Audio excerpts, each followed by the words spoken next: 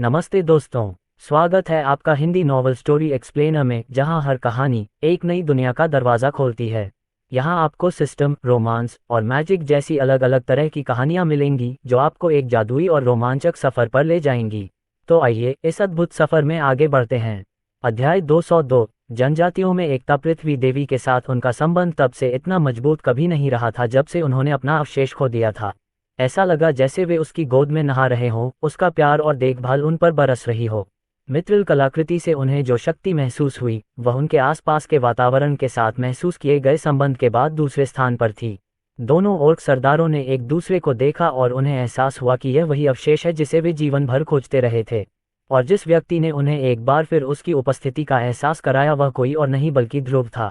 सर्पदूत सही था। ध्रुव वास्तव में पृथ्वी देवी द्वारा चुना गया व्यक्ति था। इस बीच ध्रुव ने दो ऑर्क सरदारों को यह अनुभव करते देखा कि उनका जादू उत्पादन कम से कम 30% बढ़ गया है। ये कैसा है? क्या यह उस अवशेष के समान है जो तुमने पहले खो दिया था?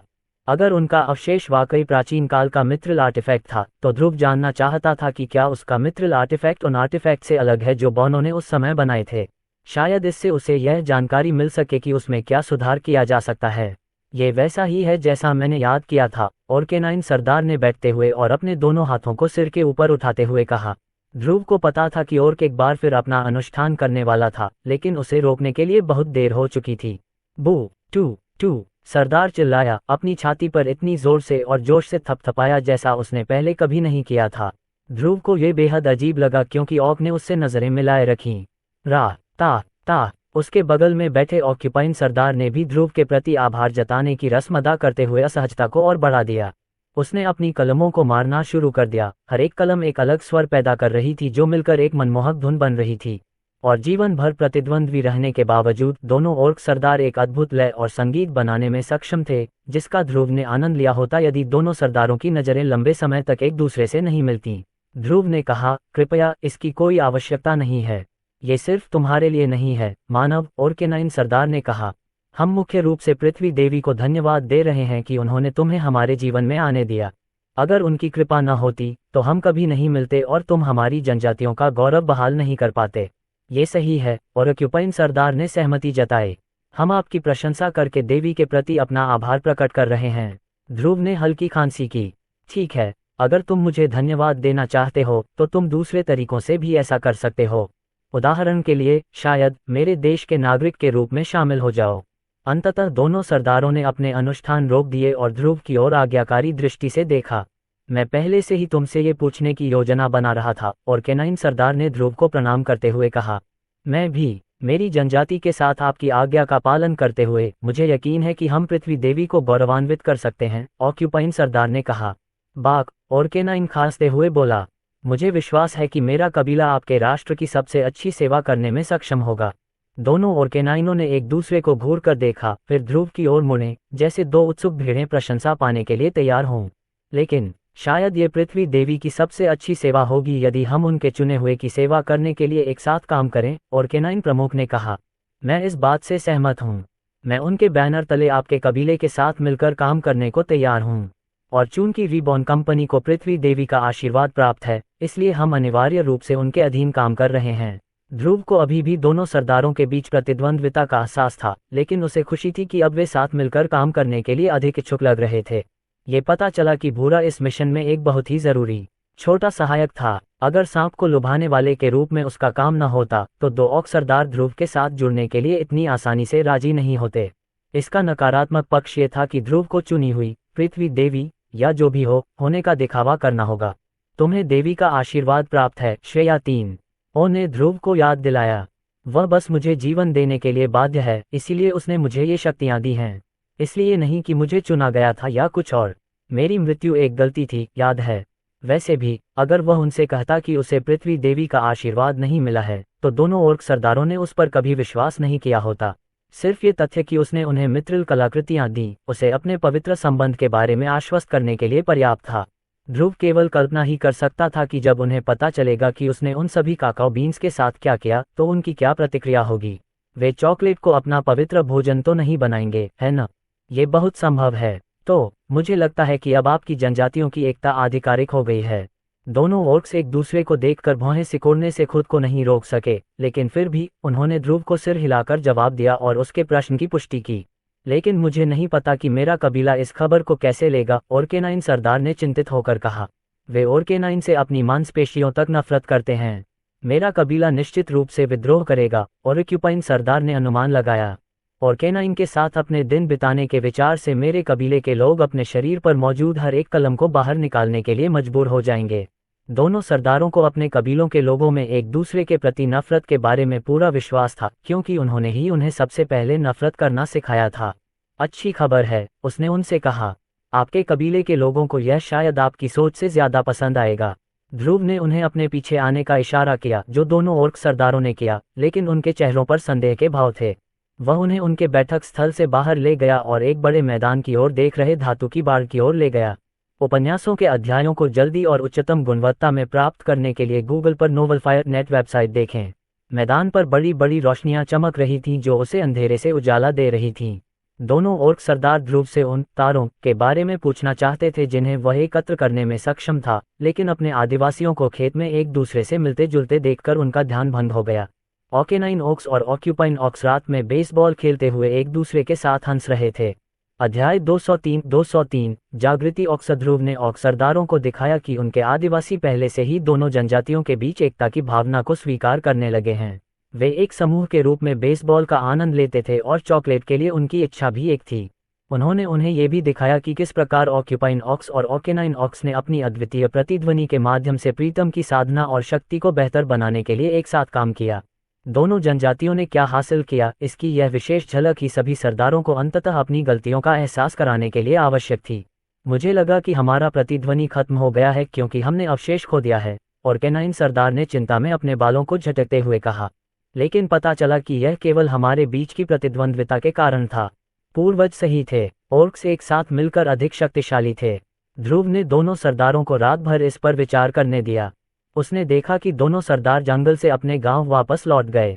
अगले दिन दोनों जनजातियां न्यू ऑकस के द्वार पर पहुंचीं।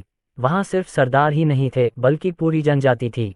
ऑर्केनाइन जनजाति आपके आदेश पर है, और ऐसा ही ऑक्यूपाइन जनजाति भी करती है। बाकी के ऑर्क्स ने अपने घुटनों को थपथपाते हुए और समकालिकता में अपने पंखों को बजाते हुए दोनों सरदारों के पीछे रैली निकाली। मैंने सभी को आपके बैनर तले सेवा करने की योजना के बारे में बताया है। एक के रूप में मेरे निर्णय में जनजाति के बाकी लोगों को शामिल करने के लिए मुझे किसी तरह की समझाने की जरूरत नहीं पड़ी, ऑर्केनाइन सरदार ने कहा। हमने उन्हें अपने कबीले के इतिहास और प्रतिद्वंद्विता के बारे में बताया और स्वीकार किया कि यह अहंकार और घमंड के अलावा कुछ नहीं है। उपन्यासों के अध्यायों को जल्दी और उच्चतम गुणवत्ता में प्राप्त करने के लिए गूगल पर नोवेलफायर वेबसाइट खोजें। मैंने कबूल किया कि मैंने बहुत समय तक जनजाति को गलत रास्ते पर ले जाया, इसलिए यह मेरी जिम्मेदारी है कि मैं उस गलती को सुधारूं। मैं ऑर्केनाइन जनजाति के सरदार के पद से हटता हूं और इसे तुम्हें सौंपता हूं, मानव, जो पृथ्वी देवी द्वारा चुना गया है। ऑर्क्यूपाइन सरदार के ठीक पीछे आया और ध्रुव के सामने घुटने टेक दिए। मैं आपके मार्गदर्शन के लिए भी तत्पर हूं। बाकी ऑर्क उम्मीद भरी निगाहों से ध्रुव की ओर देख रहे थे। उनकी आंखों में ध्रुव की छवि ड्रैगनबॉर्न के साथ खड़े होने और बाकी न्यू ऑकस के उसके पीछे खड़े होने की छवि दिखाई दे रही थी। वे भी उसके समुदाय का हिस्सा बनने के लिए लालायित थे।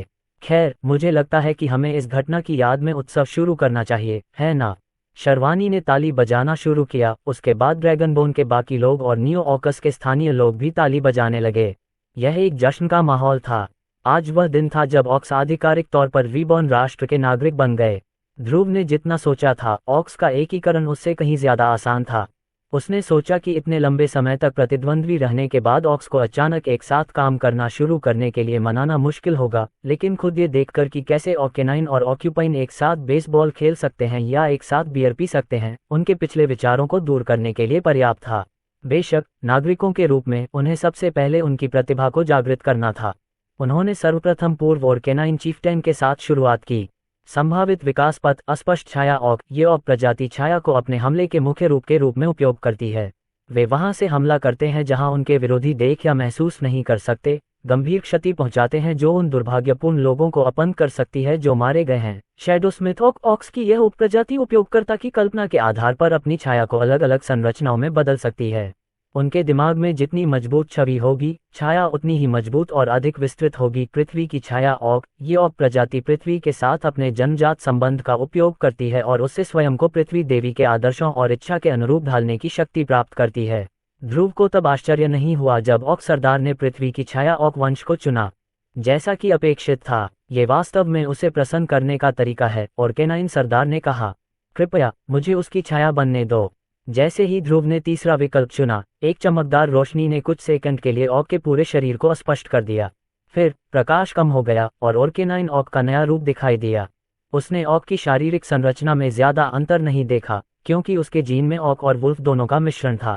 हालांकि अब ऑक के शरीर से छोटी छोटी टिमटिमाती हुई छाया की लपटें निकल रही थीं। जैसे जैसे ओर्केनाइन अपनी नई क्षमताओं का परीक्षण कर रहा था, ध्रुव ने देखा कि जैसे जैसे ऑक के शरीर में छाया की लपटें बढ़ती गईं, उसे समझना उतना ही मुश्किल होता गया। ऐसा लग रहा था जैसे वह पृष्ठभूमि में घुलने मिलने लगा हो, धरती में ही घुलने मिलने लगा हो। पूर्व ओर्केनाइन सरदार को विकसित करने के बाद अगला नंबर उसके समकक्ष का था। ध्रुव को ये देखकर आश्चर्य हुआ कि प्रजाति में भिन्नता के बावजूद दोनों ऑर्क सरदारों की प्रतिभाएं एक समान थीं। उन्होंने पृथ्वी का छाया ऑर्क बनना भी चुना। ध्रुव ने सोचा कि यह केवल इसलिए था क्योंकि वे बचपन में सगे भाई थे, लेकिन जब ध्रुव ने अन्य ऑर्क्स की प्रतिभा को जागृत करना शुरू किया तो उसे यह जानकर आश्चर्य हुआ कि उन सभी में कोई न कोई प्रतिभा छिपी हुई थी। भूरा सही था, ऑर्क्स में वाकई उसकी तरह छाया निंजा बनने की प्रतिभा थी। ये देखकर ध्रुव को जिज्ञासा हुई, क्या किसी प्रजाति की प्रतिभा उसके जन्म से ही विकसित होती है या बचपन में विकसित होती है? पृथ्वी देवी के प्रति उनके जुनूनी स्वभाव ने किसी न किसी तरह से उनकी प्रतिभा को प्रभावित किया होगा, जिसके कारण यह उनके रक्त वंश विकास विकल्पों में से एक के रूप में प्रकट हुआ। आपका अनुमान सही है। साक्ष्यों से पता चलता है कि व्यक्ति की प्रतिभा पर प्रकृति और पालन पोषण दोनों का प्रभाव पड़ता है। श्रेया 3 ओ की बातों से ध्रुव को अपने अनुमान पर और भी यकीन हो गया। हालांकि उसके पास इसे साबित करने का कोई तरीका नहीं था। उन्हें अधिक सबूत जुटाने के लिए अधिक लोगों को जागृत करना पड़ा। खैर, ध्रुव द्वारा दोनों जनजातियों के प्रत्येक ऑर्क को जगाने में 3 दिन बिताने के बाद भूरा उसकी छाया से बाहर आया और तुरंत ध्रुव को अपनी दया भरी नजरें दिखाईं। मास्टर, चूंकि मैंने अच्छा किया, क्या आप मुझ पर एक छोटा सा उपकार कर सकते हैं? ध्रुव ने स्लाइम को देखा और समझ गया कि उसे क्या चाहिए। ठीक है, तुम ऑक्स को ले सकते हो। हाँ, भूरा ने कोई समय बर्बाद नहीं किया और अपनी छाया से बाहर निकलकर ऑर्क से मिलने चला गया। इस बीच ध्रुव अपने बिस्तर पर बैठा हुआ अपने सिस्टम स्क्रीन को देख रहा था और उसके चेहरे पर मुस्कान थी। हजारों ऑक्स को जगाने के बाद उसने उनमें से एक जन्मजात कौशल हासिल किया। यह अच्छा है। क्या आपको लगता है कि मैं इसे हर रिबोनियन को दे सकता हूँ? हाँ, कोई भी रिबोनियन इस कौशल को प्राप्त कर सकता है, श्रेया 3 ओ ने उत्तर दिया। ध्रुव ने अपनी स्क्रीन पर देखा। उस पर लिखा था, सुपीरियर शुगर रश अध्याय 204 पुनर्जन्म की छाया। सुपीरियर शुगर रश ये कौशल उपयोगकर्ता को चॉकलेट के सेवन पर यूनिटी की शक्ति के साथ विस्फोट करने की अनुमति देता है, जिससे उन्हें सीमित समय के लिए अपनी वर्तमान शक्ति को पार करने की अनुमति मिलती है। उपयोगकर्ता एक बार में केवल एक ही चॉकलेट का सेवन कर सकता है और खपत के बीच कोई समय सीमा नहीं होती है। यह एक सार्वभौमिक कौशल था जो किसी भी रिबोनियन के लिए लागू था, चाहे वे इंजीनियर हो, किसान हो या संगीतकार। यह एक ट्रम्प कार्ड के रूप में काम करेगा, जिससे उन्हें महत्वपूर्ण समय पर खुद को बचाने के लिए ताकत में भारी उछाल मिलेगा। तो अब प्रीतम के पास सुरक्षा के लिए लेसर यूनिटी डिफेंस और आक्रामक विकल्प के रूप में सुपीरियर शुगर रश था। हालांकि इस नए हुनर को हजारों प्रीतम लोगों पर लागू करने में काफी समय और मेहनत लगेगी, लेकिन ध्रुव को अपने नागरिकों के लिए ऐसा करने में खुशी होगी। उसे यह जानकर शांति मिलेगी कि उसके न होने पर भी वे किसी नुकसान से सुरक्षित रहेंगे, और इससे पहले कि उन्हें खुद को बचाने की जरूरत पड़े, वह और भूरा कुछ भी होने से पहले ही वहां पहुंच जाते। यही कारण था कि उसने और निंजा स्लाइम ने अपने क्लोन को हर नागरिक तक फैला दिया, ताकि वे किसी भी रिबोनियन को एक पल की सूचना पर दिखाई दे सकें।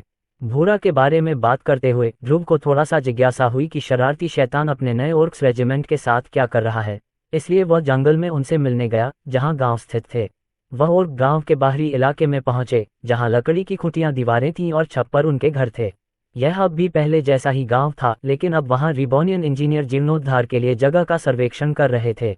अब जब वे रिबॉन के राष्ट्र का हिस्सा थे, तो उनके जीवन स्तर को काफी हद तक ऊपर उठाने की जरूरत थी। गांव में अन्य ऑर्क्स का कोई चिन्ह न देखकर ध्रुव उनके क्षेत्र में आगे बढ़ गया, इससे पहले कि वह उनके पवित्र मैदान पर पहुंचता। अब जाकर उसे इस जगह के आकार और विशालता का पूरा अंदाजा हुआ। हर पेड़ पर काकाओ के बीज भरपूर मात्रा में थे, जो तोड़ने के लिए तैयार थे। और चूंकि ऑक्स उसके इलाके का हिस्सा थे, इसका मतलब था कि अब ये सब उसके लिए था। उन्होंने अपनी चॉकलेट की ज़रूरतों को पूरा करने के लिए इस पवित्र भूमि का और भी विस्तार करने की योजना बनाई। न केवल वह इसे बेचेंगे, बल्कि उन्हें अपने नागरिकों के लिए भी चॉकलेट का स्टॉक करना होगा, आप जानते हैं, आपात स्थितियों के लिए। सुनो सुनो, अच्छे निंजा होने के नाते आप सभी को पता होना चाहिए कि छिपकर काम करना बहुत महत्वपूर्ण है। ध्रुव ने एक बहुत ही उत्साहित कीचड़ की गूंजती आवाज़ सुनी। वह पवित्र भूमि पर आगे बढ़ा और भूरा को अपने सांप के रूप में देखा, जो सबसे ऊंचे पेड़ के चारों ओर लिपटा हुआ था और उसके नीचे ऑक्यूपाइन और ऑर्केनाइन ऑक्स को देख रहा था। हम आपके तरीके सीखेंगे, दूत, पूर्व ऑर्केनाइन सरदार ने प्रतिज्ञा की। हम आपके लिए हैं, पूर्व ऑक्यूपाइन सरदार ने कहा। अच्छा अच्छा अच्छा, रिबॉन की छाया के रूप में हमारे पहले मिशन के लिए आप में से प्रत्येक को एक रिबॉनियन की रक्षा करने के लिए नियुक्त किया गया है, एक ऑर्केनाइन और एक ऑक्यूपाइन। आप में से 2 को अपने दिन उनकी छाया में बिताने हैं जब तक कि वे खतरे में न हो, कभी भी खुद को नहीं दिखाना है। जैसा आप चाहें। वे सब चिल्लाए, बू, प्रति प्रति रा ता ता। ऐसा लग रहा था कि भूरा अच्छा काम कर रहा था। ध्रुव ने स्लाइम और ओर्क्स को उनके अनुष्ठानों में बाधा नहीं डाली, उन्हें जो करना था करने दिया। वह न्यू ऑकस लौट आया, जहां उसका स्वागत शर्वानी और प्रताप ने किया, जो ऑफ जनजाति के विस्तार के लिए आवश्यक सभी कागजी कार्रवाई तैयार करने में व्यस्त थे। उपन्यासों के अध्यायों को जल्दी और उच्चतम गुणवत्ता में प्राप्त करने के लिए गूगल पर novel_fire वेबसाइट खोजें। उन्होंने उन्हें सब कुछ संभालने दिया ताकि उन्हें बस कुछ कागजी कार्रवाई पर हस्ताक्षर करने की जरूरत पड़े। इसमें एक नई चॉकलेट फैक्ट्री बनाना, किसानों को पवित्र काकाओ ग्राउंड की देखभाल के लिए भेजना और देश के अन्य सांसारिक काम शामिल थे। वह वीर और अर्जुन से ईर्ष्या करता था, जो आलसे के अलावा कुछ नहीं करते थे। कुछ दिनों बाद चॉकलेट व्यापारी अंततः तैयार हो गए। उनकी गाड़ियां चॉकलेट उत्पादों से भरी हुई थीं, जिन्हें अंगोरा शहर में बेचा जाना था। वे तीव्र यात्रा के लिए ऑटोमोबाइल का उपयोग करना चाहते थे, लेकिन क्वींस क्षेत्र में कोई भी समतल सड़क और गैस स्टेशन नहीं थे। उम्मीद है कि कुछ महीनों में नई गोल्डन रोड में महत्वपूर्ण प्रगति होगी और क्वींस क्षेत्र में ऑटोमोबाइल का उपयोग संभव हो सकेगा। एक बार फिर धन्यवाद, ध्रुव। नहीं, रिबॉन कंपनी आपके लिए आभारी है, उन्होंने उनसे कहा। कुछ अनिच्छुक विदाई के बाद कुछ व्यापारी किंग्स क्षेत्र और न्यू ऑकस की जीवन शैली से इतने प्रभावित हो गए थे कि वे वहां स्थायी रूप से रहना चाहते थे। चॉकलेट व्यापारी वहां से निकल पड़े। हालांकि उनके जाने से पहले ध्रुव ने कुछ काली आकृतियों को गाड़ी की छाया में विलीन होते देखा। यह कोई और नहीं बल्कि भूरा और कुछ छाया ऑर्क्स थे जो अपना पहला मिशन कर रहे थे। उन्होंने अपने क्लोनों को सुरक्षा के तौर पर व्यापारियों के पास भेजा। गुरुजी, वे अब हमारे देश के नागरिक हैं, है ना? भूरा ध्रुव की छाया से बाहर आ गया। हाँ, वे हैं। और अगर मुझे ज्यादा जानकारी नहीं होती तो मैं सोचता कि आप सिर्फ व्यापारियों की रक्षा करना चाहते हैं, लेकिन आप सिर्फ अंगोरा शहर में घुसपैठ करना चाहते हैं, है न? स्लाइम के चेहरे पर एक दोषी मुस्कान उभरी। हे, शायद। ध्रुव ने कोई आपत्ति नहीं जताई, इसलिए उसने भूरा से कुछ नहीं कहा। वह भी थोड़ा उत्सुक था कि क्वींस क्षेत्र का राजधानी शहर कैसा दिखता है। हो सकता है कि मैं भी कभी कभार उनकी गाड़ी में बैठकर जांच कर लूं। उसने अपनी उंगली हिलाई और अपनी एक परछाई व्यापारियों की ओर भेजी। ध्रुव ने कुछ दिन सभी प्रीतम से मुलाकात की और उन्हें सुपीरियर शुगर रश कौशल से खाया, साथ ही इस बीच उनसे संपर्क भी बनाए रखा। तीसरे दिन तक वह बहुत ऊब गया और एक अलग दृश्य देखना चाहता था। उन्होंने Kings bridge, nation of reborn और रघुनाथ डॉम में जांच की, लेकिन वे कुछ खास नहीं कर रहे थे। New AUKUS golden road project में व्यस्त थे, इसलिए बहुत से लोग उनका मनोरंजन करने के लिए स्वतंत्र नहीं थे। फिर जिज्ञासावश ध्रुव ने चॉकलेट व्यापारियों से जुड़ी छाया से अपना स्थान बदल लिया। वे उसके रूप को देखकर आश्चर्यचकित हुए, लेकिन उसका बहुत स्वागत किया। रास्ते में उन्होंने उसे अंगोरा शहर में अपने जीवन के बारे में बताया। उसने शेष दिन उनके साथ बिताया, जब तक कि उन्होंने रात बिताने के लिए जंगल में शिविर नहीं लगा लिया। अध्याय 205 रात में कैंपिंग सूप और रोटी बांटने के बाद उन्होंने कैंप फायर बुझा दिया और सोने के लिए अपने तंबू तैयार कर लिए। ध्रुव वापस न्यू ऑकस में जाकर विश्राम करने जा रहा था, तभी उसने अचानक जंगल में धीमी फुसफुसाहट सुनी। जैकपॉट, उनके पास कोई सुरक्षा नहीं है। वे भी व्यापारी जैसे दिखते हैं। उनकी गाड़ी पैसों से भरी हुई दिख रही थी जो ले जाने के लिए तैयार थी। सुनो दोस्तों, चलो इसे जल्दी खत्म करते हैं। उनके पैसे चुराओ और निकल जाओ। इसे गंदा करने की कोई जरूरत नहीं है। अपनी बढ़ी हुई श्रवण शक्ति के कारण ध्रुव को वहां होने वाली चोरी का आभास हो गया। उसने अपने तंबू से बाहर झांका और अपने सर्वोच्च कौशल यूनिटी गैदरिंग का उपयोग करके पर्यावरण में जीवन मन की खोज की। और निश्चित रूप से उसने झाड़ियों में इंतजार कर रहे 5 लोगों को देखा और लालच भरी आंखों से शिविर को देख रहे थे। चॉकलेट व्यापारियों को कुछ भी पता नहीं था।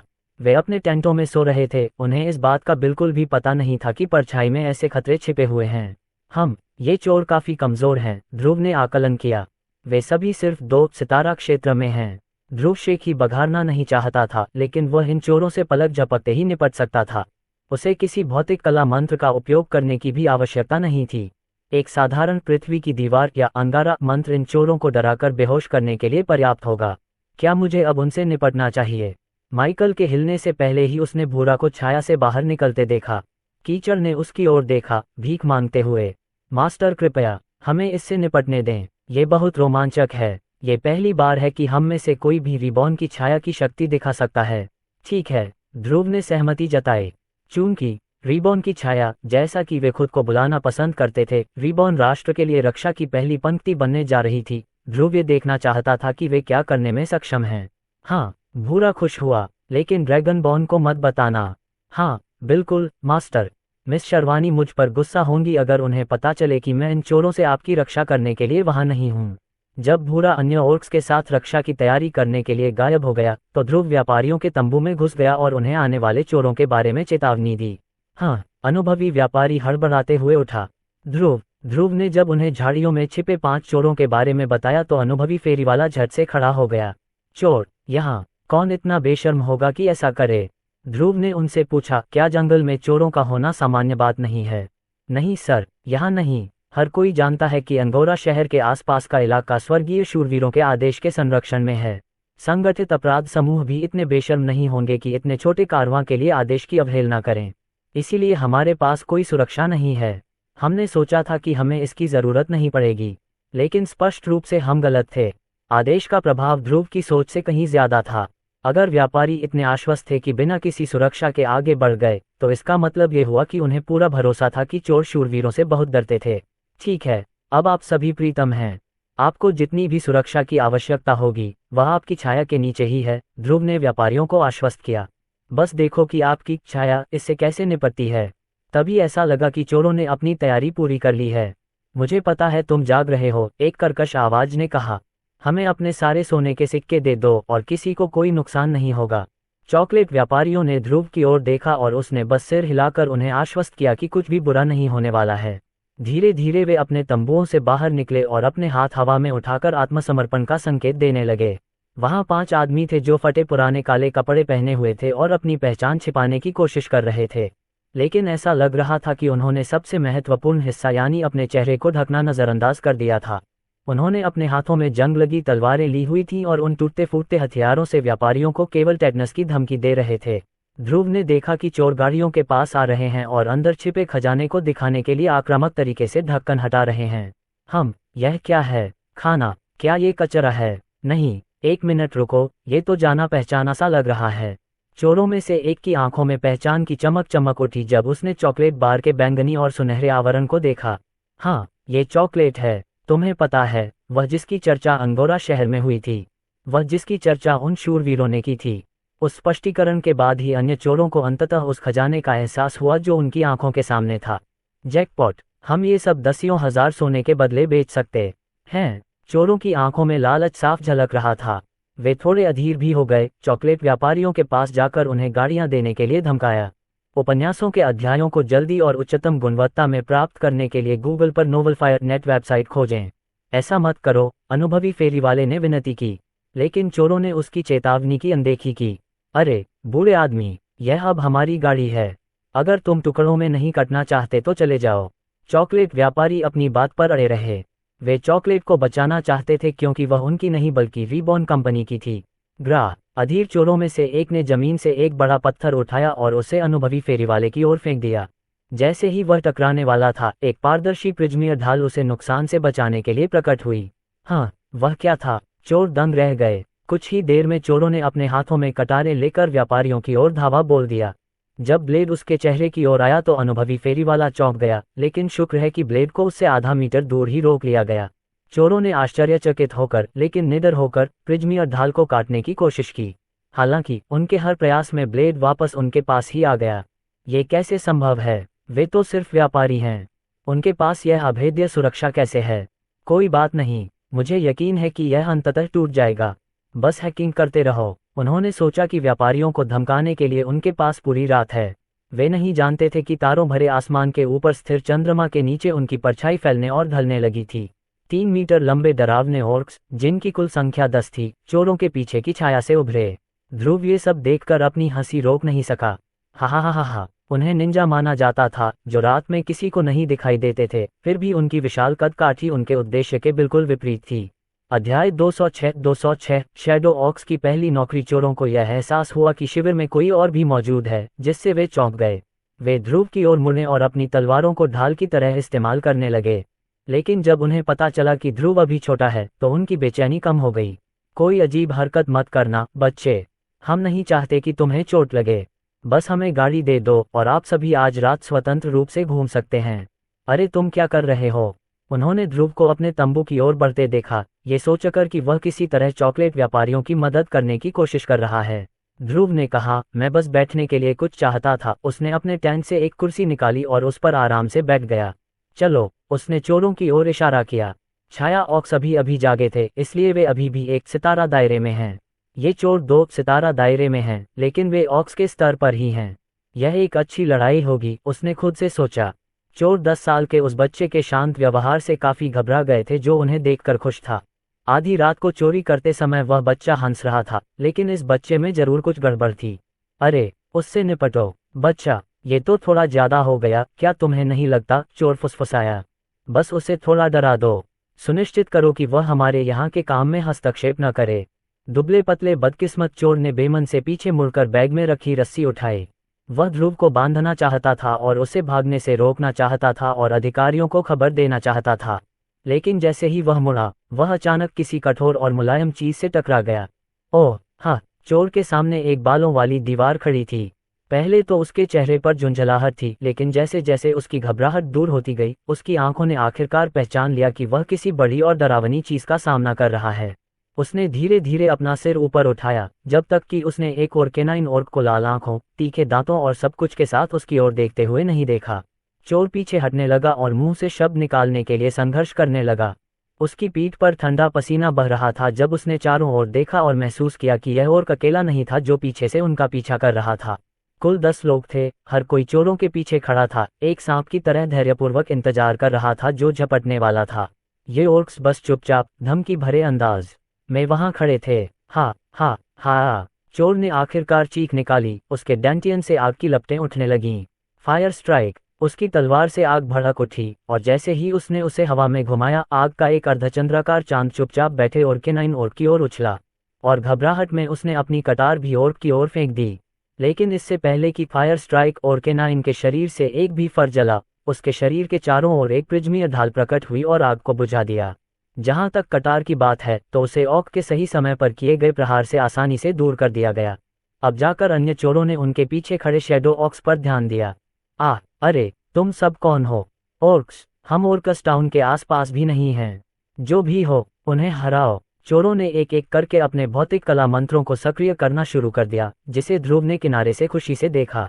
ये पहली बार होगा जब वह अपने पूरे जीवन में एक वास्तविक लड़ाई देखेगा, जो काफी रोमांचक था और उसे अपने पिछले जीवन में एनीमे देखने की याद दिलाता था।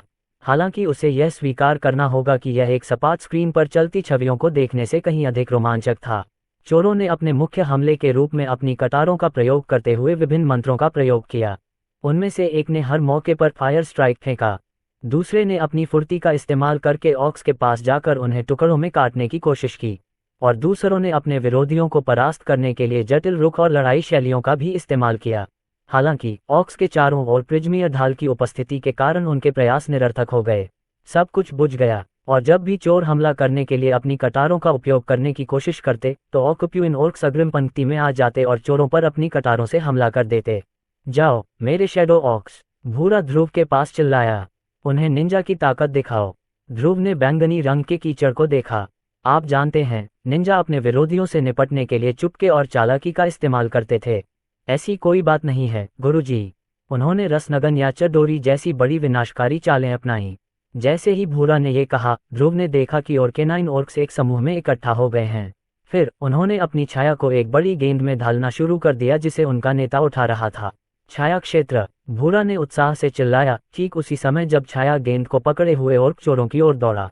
ये देखकर चोरों ने ऑक्यूपाइन ओर्क्स के पंखों में उलझी अपनी कटारें वापस ले ली और उनका उपयोग अन्य ओर्क्स से स्वयं को बचाने के लिए किया।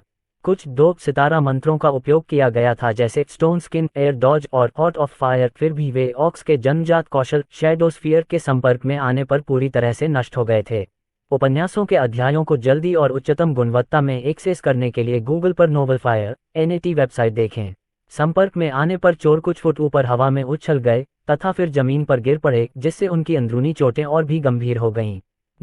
हा चोर शैडो ओर्क्स के सामने पराजित और टूटे हुए होकर केवल कराह सकते थे। हा देखा गुरु, ये रीबॉर्न की छाया की शक्ति है। भूरा ने ध्रुव से शेखी बघारी, जिसके बारे में ध्रुव को मानना पड़ा वे बहुत अच्छे थे, विशेषकर इसलिए क्योंकि ये ओर्क्स लगातार रिबॉर्न के प्रत्येक नागरिक के बीच छिपे रहते थे तथा किसी भी क्षण उनकी रक्षा के लिए तैयार रहते थे। अच्छा काम भूरा, मुझे तुम्हारे छोटे से समूह का भविष्य पसंद आ रहा है, उसने बैंगनी रंग के फूल से कहा। हे पैट, जरूर छोटे दोस्त। ध्रुव ने उसकी बात मान ली और अच्छे काम के लिए भूरा की पीठ थपथपाए। इसके बाद ओर्क्स ने भूरा और ध्रुव की ओर झुककर वापस छाया में जाकर चॉकलेट व्यापारियों के नीचे छिप गए। अध्याय 207 नाइट। अब चोर पकड़े गए थे, रात फिर से शांत हो गई थी। भूरा ने बेहोश लुटेरों को उन्हीं की रस्सी से बांधा और एक झुंड में इकट्ठा किया। ध्रुव बोलने ही वाला था कि अचानक उसे जंगल से किसी की उपस्थिति का एहसास हुआ। उन्होंने कहा, कोई आ रहा है। इस व्यक्ति की चाल स्थिर और मजबूत थी, जो दुर्भावनापूर्ण इरादे से चोरी छिपे घूमने वाले चोरों के बिल्कुल विपरीत थी। और भले ही चांद की रोशनी जमीन पर केवल थोड़ी सी ही चमक रही हो, फिर भी ध्रुव उसकी चमक को इस व्यक्ति द्वारा पहने गए इस्पात के कवच पर प्रतिबिंबित होते हुए देख सकता था। कुछ ही सेकंड में एक पूर्ण धातु कवच पहने हुए व्यक्ति उनके शिविर में प्रवेश कर गया। चॉकलेट व्यापारियों ने इस अजनबी को आश्चर्य और थोड़ी सी उत्तेजना के साथ देखा। उन्होंने उसे उसकी छाती पर बने प्रतीक चिन्ह से पहचान लिया। मुझे दखल देने के लिए माफ करें, मैं सर जयंत हूँ, स्वर्गीय शूरवीरों के आदेश से एक शूरवीर। माई वर्चुअल लाइब्रेरी एम्पायर पर और अधिक कहानियां सुनें। सर जयंत ने चॉकलेट व्यापारियों से संपर्क किया, क्योंकि उन्हें लगा कि वे ही कैंप के प्रभारी हैं। उन्होंने उनकी गाड़ी पर एक नज़र डाली और सही अनुमान लगाया कि वे फेरी वाले हैं। मैं आपको यह चेतावनी देने आया हूं कि चोरों ने इस जंगल में हाल ही में उत्पात मचाया है, लेकिन चिंता न करें, मैं उनका पीछा कर रहा हूं। वे पकड़े जाने से ज्यादा दूर नहीं हैं, उन्होंने व्यापारियों को आश्वस्त किया। लेकिन उनके चेहरों पर राहत देखने के बजाय नाइट ने देखा कि व्यापारी पीछे की ओर एक सुनहरे बालों वाले बच्चे की ओर देख रहे थे। बच्चा, सर जयंत ने कहा, यहाँ सावधान रहना नौजवान। तभी उसकी नज़र उन चोरों पर पड़ी जिनका वह पीछा कर रहा था। वह उन चेहरों को पहचानने में गलती नहीं करना चाहता था। उसकी आंखों में आश्चर्य प्रकट हुआ जब उसने चोरों के चारों ओर रस्सी बंधी देखी, जैसे वे किसी खेत में पकड़े गए मवेशी हों। इन चोरों को किसने पकड़ा? सर जयंत ने पूछा। उनके स्वर में भ्रम और थोड़ी प्रशंसा झलक रही थी। ध्रुव ने कहा, हमने ऐसा किया। आप? हाँ, ठीक है, मेरे दोस्त ने किया था, ध्रुव ने कहा और अपने सिर के ऊपर बैठे बैंगनी रंग के फूल की ओर इशारा किया। एक पालतू राक्षस, सर जयंत ने पहचान और आश्चर्य के साथ कहा। उसने कैंप के चारों ओर देखा और लड़ाई के निशान देखे। चारों ओर घास के जले हुए टुकड़े और उल्टी मिट्टी थी, और कैंप की आग को पहले ही बुझा हुआ देखकर उसने सही अनुमान लगाया कि चोरों ने गहरी रात में हमला किया और सभी को चौंका दिया। मैंने कभी भी ऐसा प्रतिभाशाली प्रशिक्षक नहीं देखा जो इस स्तर के चोरों को हरा सके। 5 बनाम 1। तुम्हारा ये स्लाइम प्रभावशाली है और तुम उससे भी अधिक प्रभावशाली हो, क्योंकि इतनी कम उम्र में ही इस स्लाइम को इस हद तक पाला पोसा है। ध्रुव ने शूरवीर को सही नहीं किया, वह तो बस उसकी वश में करने की क्षमता की प्रशंसा करता रहा। और जब सर जयंत चॉकलेट व्यापारियों से बात कर रहे थे, भूरा ने ध्रुव के सिर पर थपथपाया। मालिक, वह कौन है? भूरा ने पूछा। बस एक गुजरता हुआ शूरवीर, उसके बारे में चिंता करने की कोई जरूरत नहीं है, ध्रुव ने आश्वासन दिया। लेकिन चोरों का क्या? हमें उनके साथ क्या करना चाहिए, गुरु? उपन्यासों के अध्यायों को जल्दी और उच्चतम गुणवत्ता में प्राप्त करने के लिए गूगल पर novelfire.net वेबसाइट देखें। ध्रुव ने दयनीय चोरों को देखा और उनके लिए एक ही उपाय सोचा, उन्हें हमारी जेल में ले चलो। हो सकता है कि जेल में बंद होने के बाद वे बदल जाएं, उसने भूरा से कहा। जब से नेशन ऑफ रिबॉर्न ने किंग्स क्षेत्र के सभी हिस्सों से आगंतुकों का स्वागत किया है, तब से सुरक्षा व्यवस्था की तत्काल आवश्यकता महसूस की जा रही थी। ऐसे कई उपद्रवी थे जो राष्ट्र के नियमों का पालन नहीं करते थे, जिनमें छोटे मोटे अपराध से लेकर गंभीर अपराध तक शामिल थे। किसी भी तरह से उन सभी को राष्ट्र की पहली जेल में भेज दिया गया, जिसका उद्देश्य उन उपद्रवियों को तब तक जेल में रखना था जब तक वे अपने अपराधों का पश्चाताप नहीं कर लेते। बेशक ध्रुव को अपनी पिछली दुनिया के नियमों का पालन करना था, जिसमें एक न्याय प्रणाली थी जो किसी व्यक्ति के जेल में बिताए गए समय को उसके अपराध की गंभीरता के आधार पर तय करती थी। बेशक वे हमेशा अपना मामला रख सकते थे और अपनी बेगुनाही का दावा कर सकते थे, जो उनके देश के प्रतिभाशाली वकीलों के कारण ही संभव हो पाया। इन चोरों को एक रिबॉर्न नागरिक को नुकसान पहुंचाने के अपराध के लिए संभवतः कई वर्ष जेल में बिताने पड़ेंगे। जैसी आपकी इच्छा गुरुजी, मैं उन्हें जेल भेज दूंगा। भूरा के पास ध्रुव द्वारा निर्मित शैडो ट्रांसफरेंस नामक एक कौशल था जो उसके किसी क्लोन को किसी अन्य चीज से प्रतिस्थापित कर सकता था, ठीक उसी तरह जैसे ध्रुव किसी क्लोन की जगह ले सकता था। छाया की लपटें जमीन से उठीं और जल्द ही हर चोर को उसके पैर से लेकर सिर तक अपनी चपेट में ले लिया। भूरा के क्लोन को चोरों के पूरे शरीर में बसाकर वह उन्हें उन क्लोनों से बदल सकेगा जो उसके पास रिबॉर्न के राष्ट्र में थे। लेकिन जैसे ही भूरा कौशल को सक्रिय करने वाला था, नाइट ने देखा कि क्या हो रहा था। तुम उनके साथ क्या कर रहे हो? उसने जल्दी से पूछा। भूरा ने बताया, हम उन्हें अपने घर ले जा रहे हैं। नाइट थोड़ा घबराया हुआ लगा क्योंकि उसे एहसास हुआ कि स्लाइम बोल सकता है। उद्धरण चिन्ह ... तुम ऐसा नहीं कर सकते। उन्हें हमारी अदालत की हिरासत में रहना चाहिए। सर जयंत ने अपनी कुल्हाड़ी उठाई और पकड़े गए चोरों को घेरने वाली आग की छाया को काटने की कोशिश की। लेकिन इससे पहले कि उसकी कुल्हाड़ी भूरा के छाया क्लोनों को चीरती, उसने अचानक अपनी कुल्हाड़ी की दिशा बदलकर अपनी पीठ की ओर कर ली। जब उसका ब्लेड ऑक्यूपाइन ऑक के पंखों से टकराया तो एक जोरदार ट्रिंग की आवाज गूंजी। बिना किसी चेतावनी के अपने पीछे 10 ओर्क्स को आते देखकर आश्चर्यचकित हुए सर जयंत ने अपनी असली शक्ति का प्रयोग करके उनसे अपनी कुल्हाड़ी छीनने का प्रयास किया। ओर्क्स को कुछ मीटर पीछे धकेल दिया गया। कोई अन्य विकल्प न देखकर ओर्क्स ने अपनी जेबों से चॉकलेट का एक टुकड़ा निकाला और नाइट के सामने ही उसे खोल दिया। एक पल के लिए नाइट के चेहरे पर बेचैनी का भाव दिखा। उसकी सहज प्रवृत्ति उसे बता रही थी कि वे और मजबूत होने वाले हैं, जैसे कोई बिल्ली अपने पंजे दिखाती है।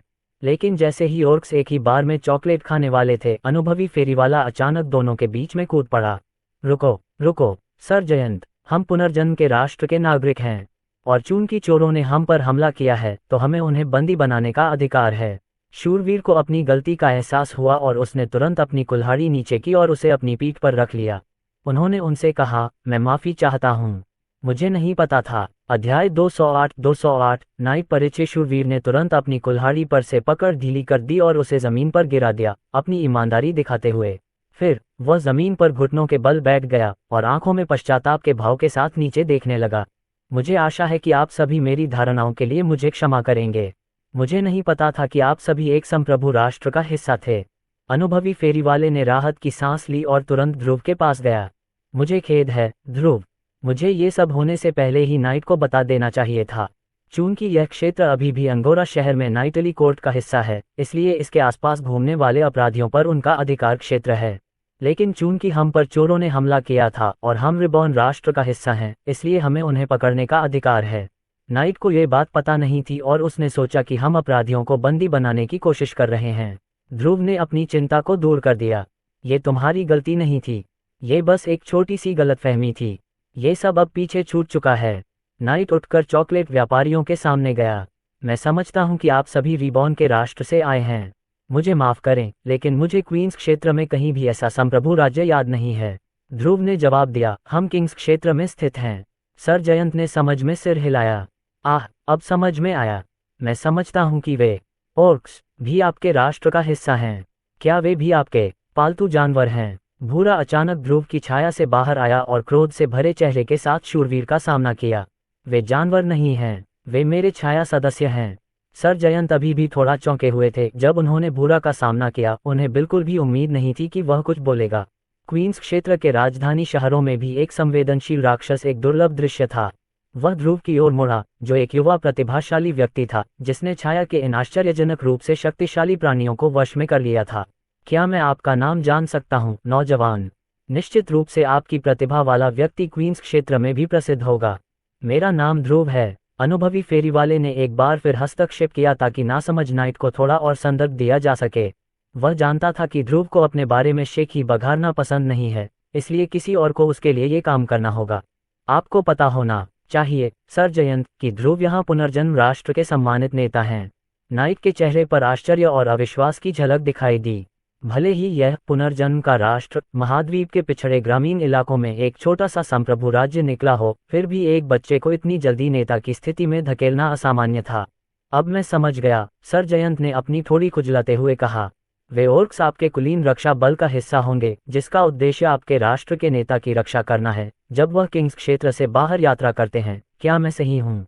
हाँ, हम हैं, भूरा ने तुरंत जवाब दिया।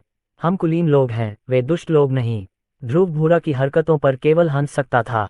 बेशक, अगर कोई समूह रिबॉर्न राष्ट्र की कुलीन रक्षा शक्ति होने का हकदार था, तो वह कोई और नहीं बल्कि ड्रैगनबॉर्न ही होंगे, जो अपनी लड़ाई क्षमताओं के मामले में अभी भी हर दूसरे रिबॉर्नियन पर राज करते हैं। लेकिन चूंकि भूरा और उसके शैडो ऑक्स ने बहुत बढ़िया काम किया था, इसलिए ध्रुव ने उन्हें अभी के लिए ये छोटी सी जीत दे दी। उसे बस ये सुनिश्चित करना था कि शर्वानी को इस बारे में पता न चले, वरना वे दोनों मुसीबत में पड़ जाएंगे। जैसा कि मैंने सोचा था, वे ऑक वाकई कुलीन हैं, सर जयंत ने कहा, क्योंकि उन्हें ऑक्यूपाइन के साथ तलवारों की टक्कर याद थी। भले ही मैं हमारे नाइटली कोर्ट के शीर्ष 50 में शुमार हूँ, फिर भी मैं आपके ऑक में से सिर्फ एक का सामना करके अभिभूत महसूस कर रहा था। उनके हमले वाकई बहुत भारी थे। यह कोई आश्चर्य की बात नहीं है कि चोरों से कुछ ही मिनटों में निपटा गया। शूरवीर ने ध्रुव और भूरा की ओर देखा। उसका मुंह कांप रहा था क्योंकि वह कुछ कहने में झिझक रहा था। और यह सिर्फ मेरा अनुमान हो सकता है, लेकिन मैं बता सकता हूं कि ऑक्स ने अभी तक मुझे अपनी सर्वश्रेष्ठ शक्ति नहीं दिखाई थी। मैं बता सकता हूं, हमें रोके जाने से पहले वे गहरे भूरे रंग की कोई चीज़ खाने वाले थे। आपको मुझे बताने की ज़रूरत नहीं है, लेकिन मुझे ऐसा लगता है कि वे पहले से भी ज़्यादा शक्तिशाली होने वाले थे। भूरा का फूला हुआ शरीर तुरंत गर्व और आत्मविश्वास से भर गया। हे, तुमने सही अनुमान लगाया मेरे जिज्ञासु शूरवीर। मुझे मानना होगा, तुम स्वयं एक योद्धा थे जिसने हमारे शैडो ऑक्स को उनकी छिपी हुई शक्ति का उपयोग करने के लिए मजबूर किया।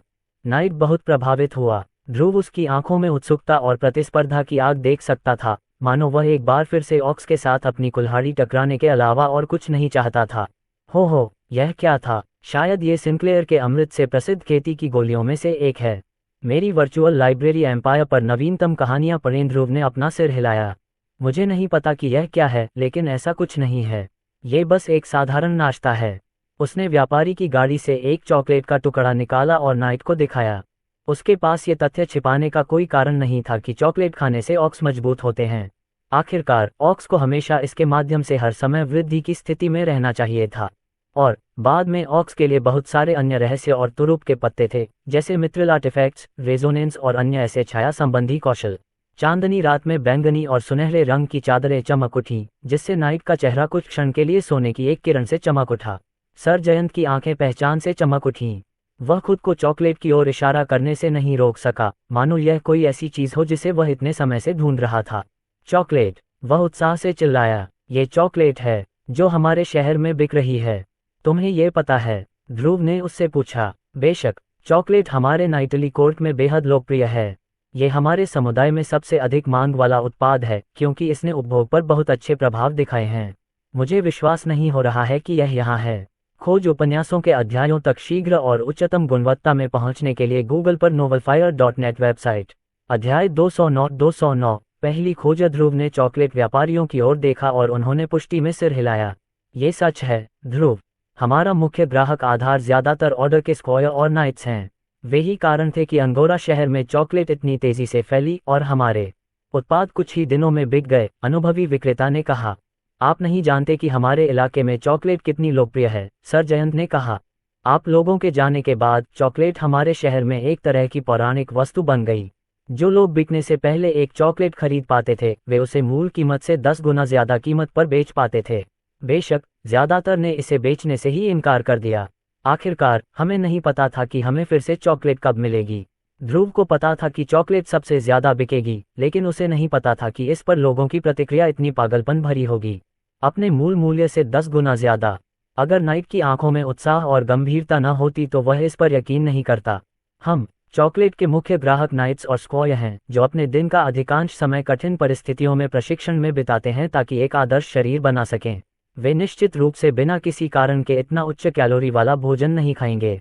इसका मतलब ये होना चाहिए कि उन्हें चॉकलेट से किसी तरह का लाभ मिलता है। क्या चॉकलेट खाते समय आपको कुछ अलग महसूस होता है, जैसे कि आपके अंदर का मन अभूतपूर्व उत्साह से भर गया हो?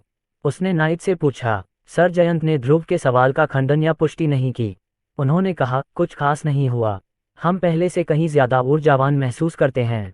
इससे हमें जो असर होता है वह खेती की गोली के हल्के संस्करण जैसा लगता है, लेकिन बहुत सस्ता है। ध्रुव ने सोचा कि वे ओर्क्स के शुगर रश कौशल जैसा कुछ महसूस कर रहे थे, लेकिन ये पता चला कि वे बहुत अधिक चीनी का सेवन करने से किसी प्रकार का प्लेसबो प्रभाव महसूस कर रहे थे। किसी भी तरह से यह अच्छी बात थी कि चॉकलेट के लिए बहुत सारे संभावित ग्राहक थे। यह अविश्वसनीय है। पता चला कि चॉकलेट रिबॉर्न राष्ट्र से आए है। मेरे स्क्वायर को बहुत खुशी होगी जब उन्हें पता चलेगा कि चॉकलेट की एक बड़ी खेप आने वाली है। उसका उत्साह देखकर ध्रुव ने उसे एक मुफ्त चॉकलेट बार दी। आप सभी अंगोरा शहर जा रहे हैं, है न? तो कृपया मुझे आपको सुरक्षित रूप से आपके गंतव्य तक पहुंचाने की अनुमति दें। आपके साथ एक शूरवीर होने पर कोई भी चोर आपके सामान पर कब्जा करने की हिम्मत नहीं कर पाएगा, सर जयंत ने एक सच्चे शूरवीर की बहादुरी और आत्मविश्वास के साथ कहा। चॉकलेट व्यापारी ध्रुव से अनुमति लेने के लिए उसकी ओर देखने लगे। जरूर, आगे बढ़ो, मैं वैसे भी न्यू ऑर्कस वापस जाने की योजना बना रहा हूँ। सर जयंत ने ध्रुव को अपने चेहरे पर खेद भरे भाव के साथ देखा। आह, तुम अंगोरा शहर में हमारे साथ शामिल नहीं हो रहे हो। मैं तुम्हें दूसरे शूरवीरों से मिलवाने की उम्मीद कर रहा था। वे निश्चित रूप से तुम्हारे और तुम्हारे देशवासियों के साथ अच्छा व्यवहार करेंगे, क्योंकि उन्हें पता है कि तुमने चॉकलेट बनाई है। उपन्यासों के अध्यायों को जल्दी और उच्चतम गुणवत्ता में प्राप्त करने के लिए गूगल पर नोवेलफायर NAT वेबसाइट खोजें। मैं आपके प्रस्ताव को स्वीकार करूंगा, लेकिन मैं बाद में आपसे मिलूंगा, उसने नाइट से कहा। सर जयंत ने इस पर आगे बात नहीं की। ठीक है, तो मैं तुम्हें सावधानी बरतने की चेतावनी देकर छोड़ता हूँ। आज जंगल में अकेले यात्रा करने के लिए अच्छा दिन नहीं है। शूरवीर किसी बड़ी बात में व्यस्त हैं, इसलिए बेईमान समूह इसे कमजोर और परेशान लोगों को शिकार बनाने के मौके के रूप में लेते हैं। ध्रुव को आश्चर्य हुआ और उसने नाइट से एक प्रश्न पूछा। क्या आप किसी बड़ी बात में व्यस्त हैं? क्या मैं इसके बारे में जान सकता हूँ? सर जयंत ने राज खोलने में संकोच किया, लेकिन फिर उन्होंने अपने हाथों में चॉकलेट बार देखा और राष्ट्र के युवा नेता के प्रति ऋणी महसूस करने से खुद को रोक नहीं पाए। तुम्हें ये बात दूसरों से गुप्त रखनी चाहिए, उसने ध्रुव को चेतावनी दी। लेकिन हाल ही में यहाँ के बहुत पास एक खोज देखी गई थी। विवरण अभी भी अस्पष्ट हैं, लेकिन प्राचीन काल में एक महान व्यक्ति की विरासत वाली एक कब्र के बारे में चर्चा है।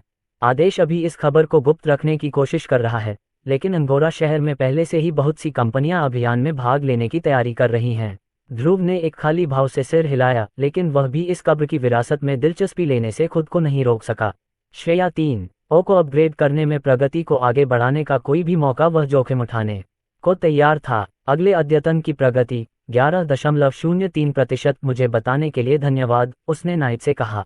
कोई बात नहीं, ये खबर वैसे भी अफवाह के जरिए ही फैलती। चाहे हम इसे कितना भी छिपाने की कोशिश करें, ये हर किसी के कानों तक पहुंच ही जाएगी।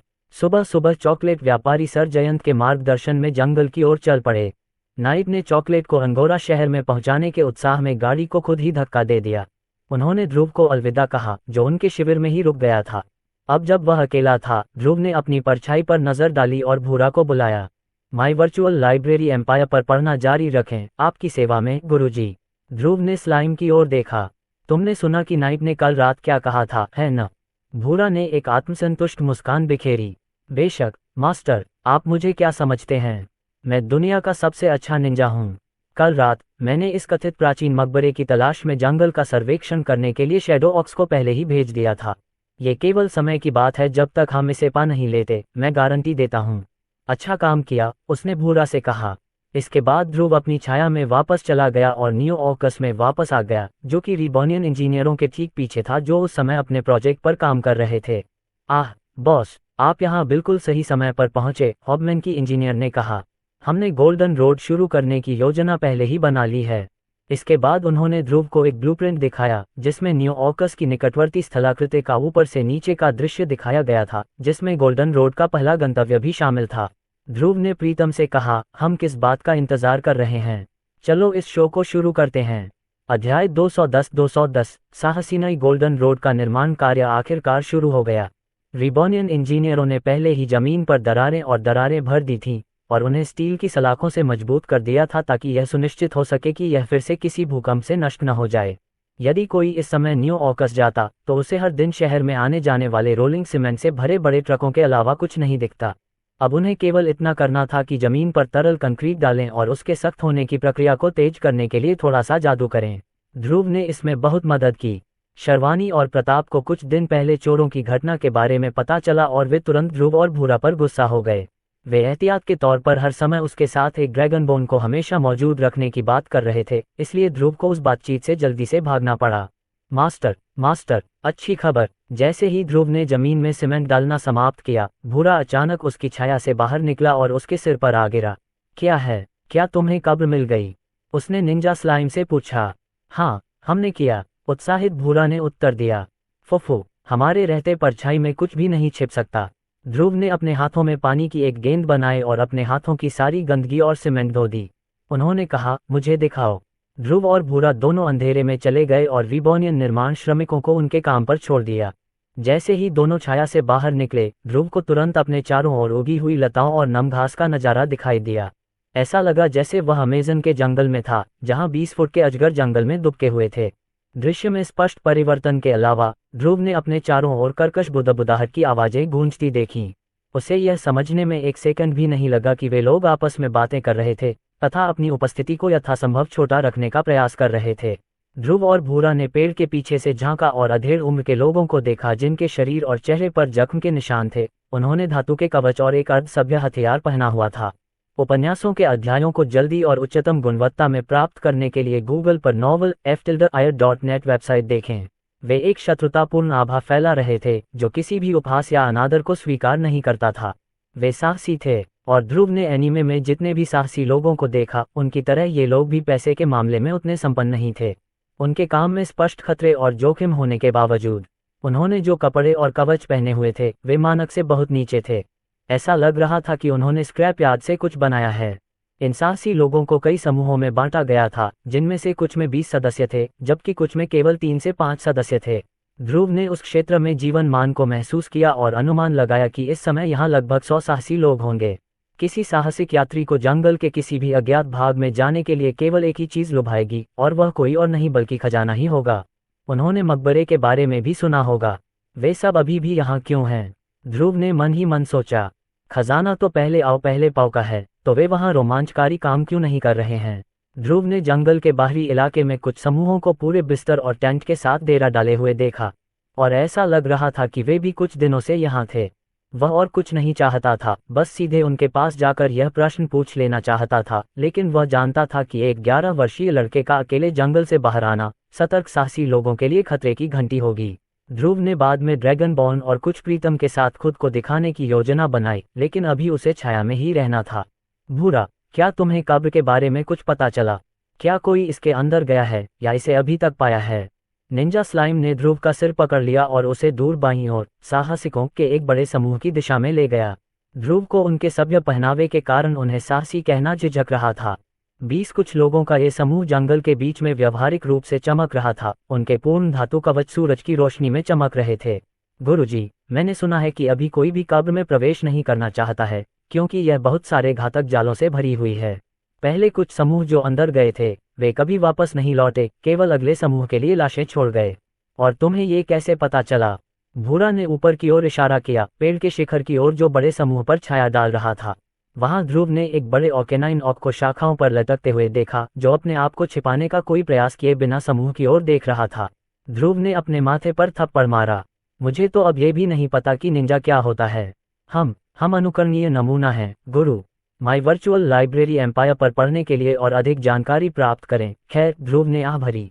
ये समूह कौन है, और वे अन्य साहसी लोगों की गपशप और कानाफूसी का विषय क्यों बन रहे हैं? ऐसा लगता है कि वे हैमरस्टोन कंपनी का हिस्सा हैं, मास्टर। मुझे उनके बारे में ज्यादा जानकारी नहीं है, लेकिन दूसरे साहसी लोगों से जो कुछ भी मैं जान पाया, उसके अनुसार वे किसी न किसी तरह की रैंकिंग या किसी और चीज पर हैं। गोल्डन 500। हाँ, गोल्डन 500। मैंने सुना है कि वे 495वें स्थान पर हैं, जिसका अर्थ है कि उनके पास कब्र को तोड़ने और विरासत तक पहुंचने का सबसे अच्छा मौका है। कम से कम मैंने तो यही सुना है।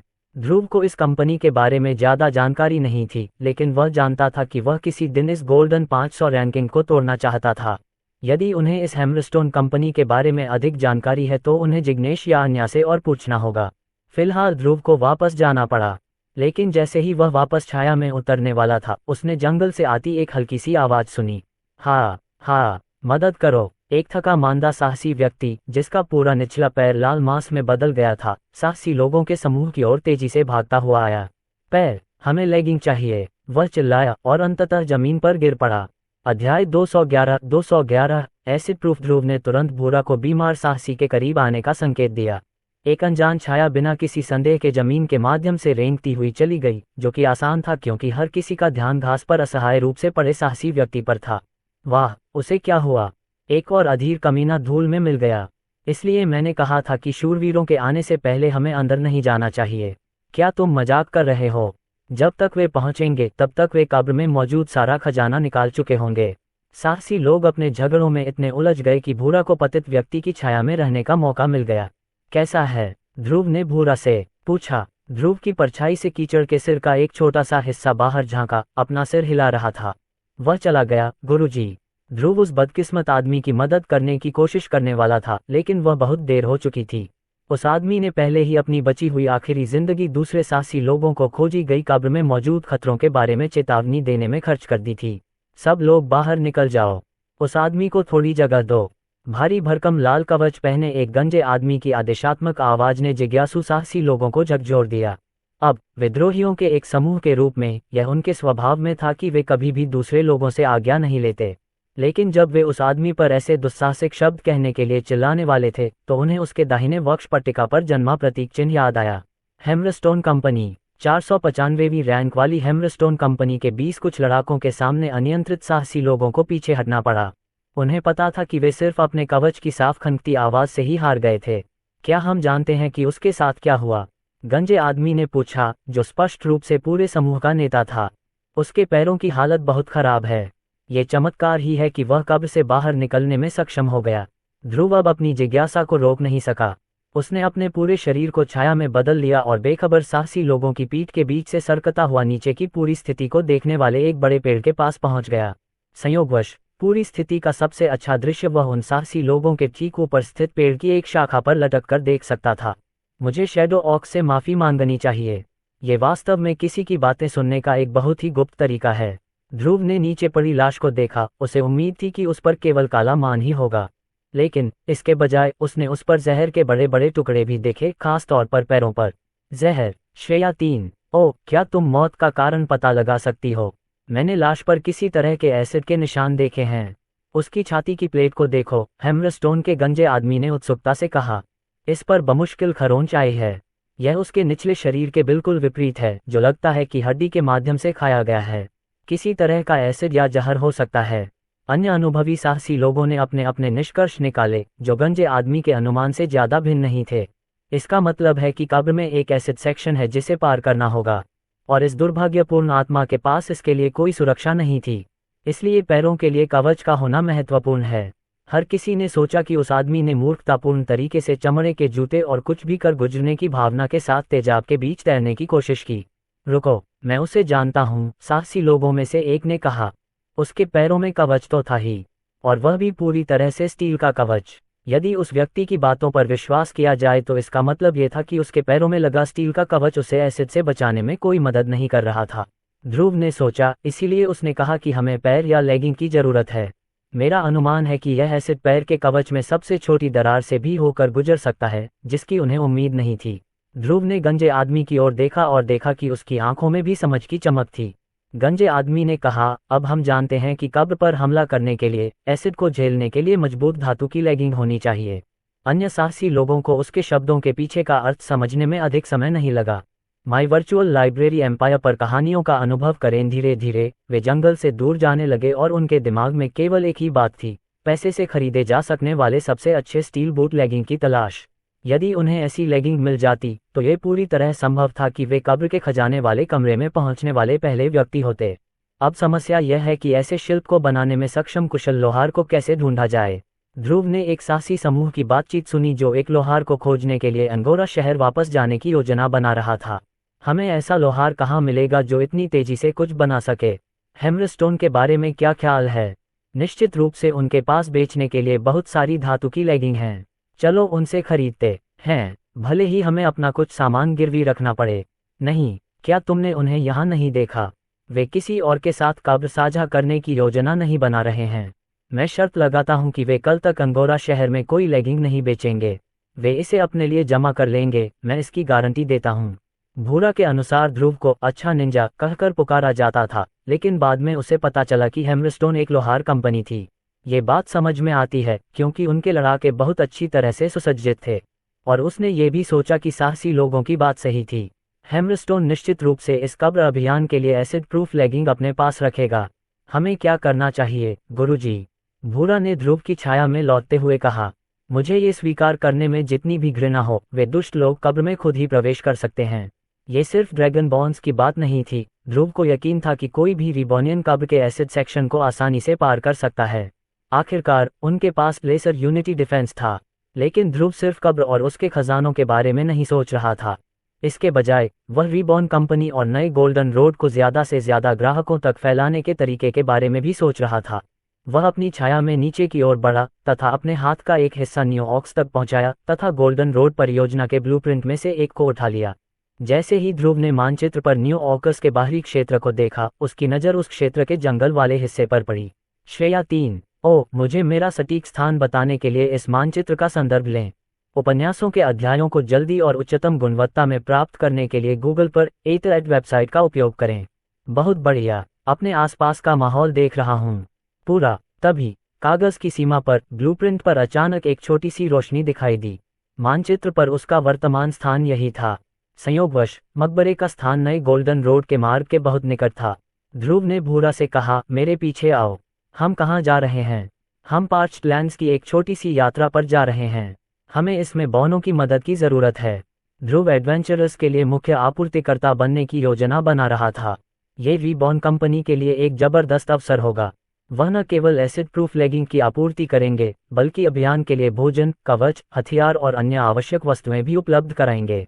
इससे उन्हें साहसिक समुदाय में काफ़ी प्रतिष्ठा प्राप्त हुई। लेकिन निस्संदेह ध्रुव की योजना केवल साहसी लोगों को ही कब्र पर कब्जा करने देने की नहीं थी। एडवेंचरर्स के लिए लैगिंग बेचते समय वह खुद भी उसमें गोता लगाने और अंदर के खजाने को पाने की योजना बना रहा था। यह एक दोहरी जीत थी।